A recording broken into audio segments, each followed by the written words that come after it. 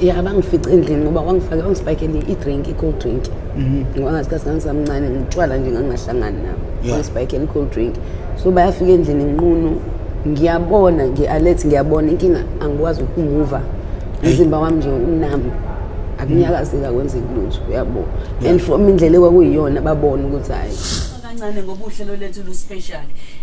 Isikhathi esiningi sithi masilanda umuntu ozokhuluma kuhambo, silanda umuntu ngoba nakho uzositshela izinselelo zakhe, kodwa futhi usedlulile waphumela ngale ngaphesheya, usasitshela nje usebuka izibazi, kodwa usuthi hayi sengigwelile. Kodwa namhlanje ngenxa yokuthi sihlanganisa izinto ezimbili, usuku lobaba kanti usuku lwabantu abasha, sithi ake sikhulume nomuntu omusha kodwa futhi one experience ngobaba. Sikuhlanganisa kokubili namhlanje, akakaphumeli ngale kodwa usesenzile isinqumo sokuthi uyaphuma. Ngikholwa ukuthi uyangizwa uma ngabe usekhaya. Ngiyakucela ke mawami, ngiyakucela baba, ngiyakucela auntie, malume, awubize wonke umuntu omusha umhlalise phansi, umcele nje umncenge ukuthi leli hora nje ake kube ihora lakho lokuthi ulalele uhlale nomzani wakho. Intombazana isencane engihleli nayo e-studio uSli umntakambonambi. Sli, ngiyakubingelela okhozini, siyakwamukela la eShilo kuhambo noNkulunkulu.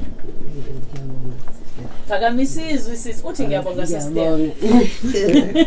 ngiyabonga bawami njalo. Phakamisa izwi lesikuzwe kahle emakhaya. Siyabonga Sli ukuthi uvume ukuthi uze la.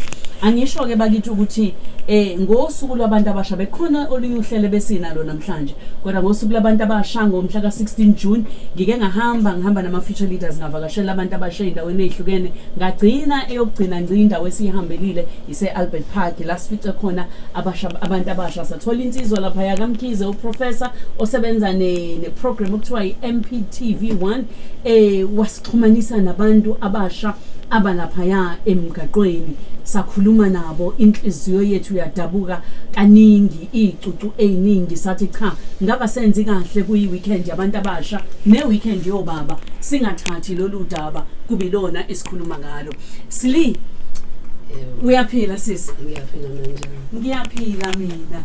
Ngiyabonga kakhulu futhi angiphinde ngisho ukuthi cha ngiyabonga ukuthi uvume futhi uthembeke emva kokuthi uthe cha ngiyeza na kanjani ugcine ngempela ufikile la namhlanje. Sli, tshela abalaleli ekhaya, uSli ungubani, uzalelwe kuphi? Mina ngegama nguSlindile Wambonambi, ngwaseMaranini. Ndengezi. Ngizalelwe khona la eMaranini. Uzalelwe eMaranini kaNdengezi, eGoli kodwa ufika kanjani?